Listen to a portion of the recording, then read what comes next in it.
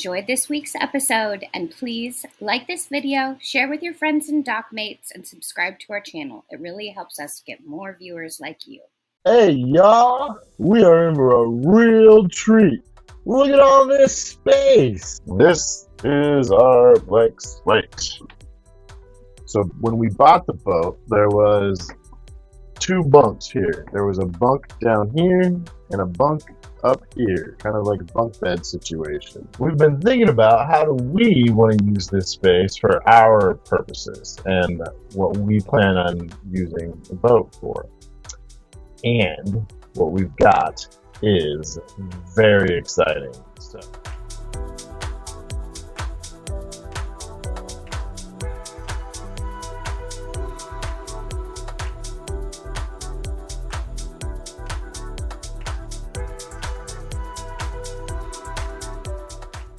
we got a live edge walnut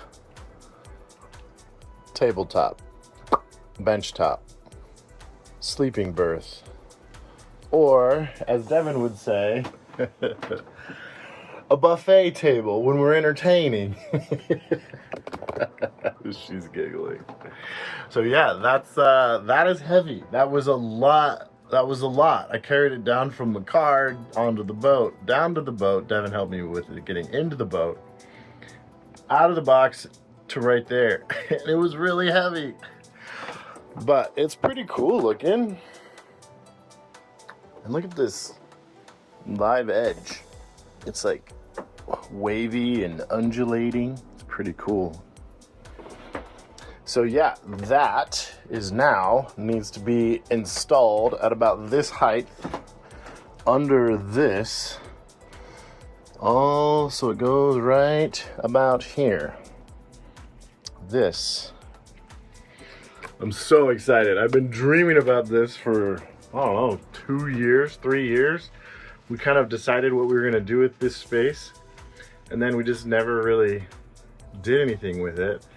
Now we're kind of recognizing that we need a workbench in the boat for all of these projects that we're doing, rather than using like the cockpit or the galley or the saloon table. Now we have basically 2 feet by 5 feet of a workbench, or a sleeping berth, or a buffet table, or insert use here.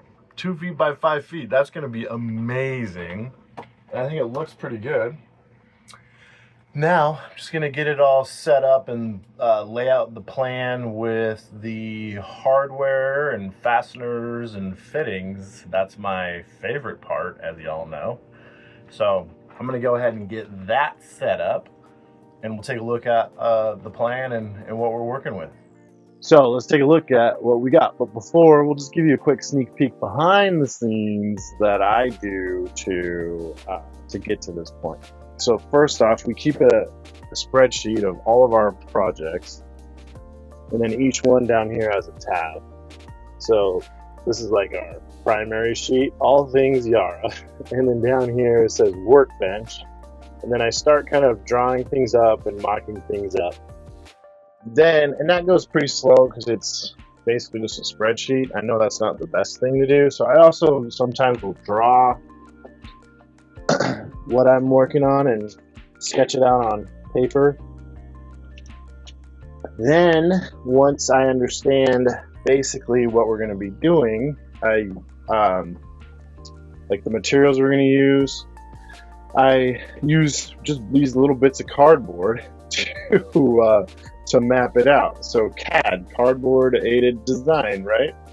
And then these 2 are of different sizes because I had 2 different options for materials, and ultimately we settled on this size. And then this is the thickness of our workbench, 1.3 inches. So that is the thickness of our workbench here, or workbench top. So now we went from mock-ups to like little virtual mock-ups and paper mock-ups to CAD. So now we have our materials. So let's go through and take a look at what we got. So first things first, you already saw this. This is our tabletop walnut with the live edge on the front. Now it's all about how do we support this thing.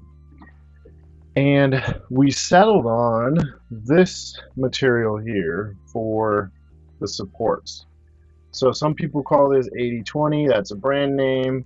T-slots, extruded aluminum, T-slotted frame fitting, lots of different names, but that's what we settled on. And this was the same size as our CAD mock-up here. So this is the 1-inch, whereas the other one is the 1.5 inch. And I'm really glad we went with the 1-inch because it is plenty strong, plenty sturdy, and we won't have any problems with not being able to support the weight of a workbench or a human being sleeping on it or a buffet table. Okay, so these railings, I'm basically going to be creating a frame of them that is through bolted to these bulkheads all along here, like this, and like that. And then the through bolts I'm using are 1/4 20 3/16 stainless bolts with 1/4 20 3/16 stainless nylon locking nuts. Look how pretty that is. Now, one thing that I got that I hope was a wise choice and not a poor mistake was, let me show you this thing. This thing was like $50 or $60 alone, but I'm hoping it's worth it to save time and headache and mistakes and materials. So this slides in to the slot here, and then these are bushings to where you can drill through into your material, and then of course for us we're going to come out the other side to through bolt onto the wall, onto the bulkhead. So this just slides in pretty easily. I have to hold, please. There it goes. I got it. So that's this drill guide here. This template essentially slides in, and you can clamp it down with this center nut there, and then you can drill through this. And this acts as a guide to keep your drill bit straight. And so it's in the center of your material as well. So I'm hoping that the expense of this stupid little thing will keep my drilling on center and accurate. So that way if so hopefully I'm not screwing up and having to purchase more of this material, because this isn't cheap either. But a little bit more money with this, I'm hoping, is worth the investment. So there's that. So once we have the holes drilled, so this just slides right off, 1/4 20 through bolted into these bulkheads. So there'll be the extruded aluminum along here, probably 1, 2, 3, maybe 4 through bolts that are squeezed together on this. This is 1-inch, or no, this is 3/4 inch marine grade plywood, original structural to the boat. And then we have 1/2 inch thickness bulkhead back here. So we'll bolt on probably 1, 2, 3, 4, 5, 6 through bolts back there. And then another set of like 3 or 4 over here as well. So it should be really, really strong and sturdy. Because like I said, I'm pretty impressed with, like, you can't bend that at all. There is no flex in this. The 1 inch for our application is plenty strong. Okay, so now after those are mounted to the walls, to the bulkhead, we are going to be fastening the actual workbench top to the support rails with these. So I've already got one kind of installed right here. So if you imagine the workbench going over the top of that and then screwed with these up through here into the wood. So that's going to be the plan for that. So that'll go through the bottom of the workbench.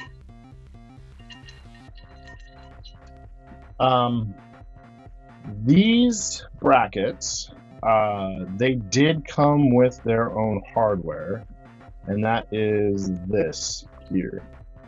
But there's a problem with that. This is just regular mild steel.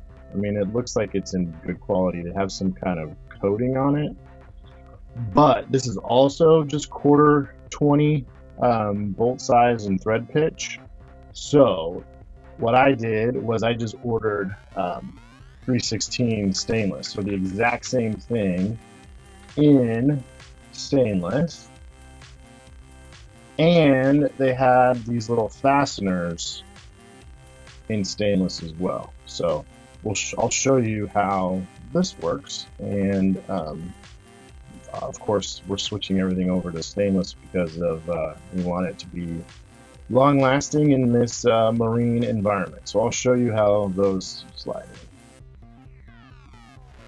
Alright, so you probably have seen me do this before, but here's a quick tip to show you how to oh look, yeah, how to test if something is stainless steel, or at least a alloy of stainless steel. So most non-stainless, well, except for like brass and bronze and aluminum, but just most regular standard steel is going to be pretty magnetic. But stainless steel will not be. So I can drop this one across the magnet and it sticks immediately. This one doesn't. So anyway, just a funny test. Alright, so we're switching this over so you can see how pretty easy it is. So here's my fasteners that I bought. So again, stainless with aluminum instead of the mild steel and aluminum. So that'll be pretty nice. So these ones I got are the kind that you have to slide in from the end. They do have ones that kind of roll in and fit in, but I've heard they're not as strong, and I really do want this to be strong because there could be a person sleeping on it. So just like that, pretty easy, and now we have a place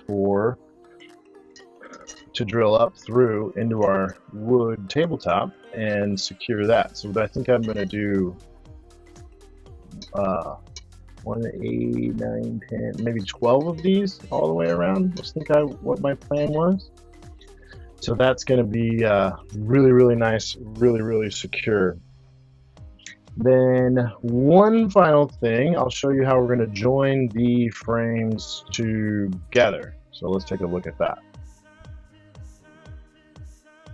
Alright, so where 2 of our framing materials, when they come together, we're using these corner brackets. So I believe they call it a gusseted 90-degree corner bracket, but it's pretty nice. This is aluminum, and it's made out of, it looks like it's made out of all just one piece, and then maybe machined. It was very beautiful and pretty thick, good, high quality. Yeah, I'm really impressed with that. So the way it works is very similar to the other things the other brackets we were looking at. Started off with your nut. This is like your nut, and this is your bolt. slide it into the edge of your piece. And then the other one, of course, would slide on that side.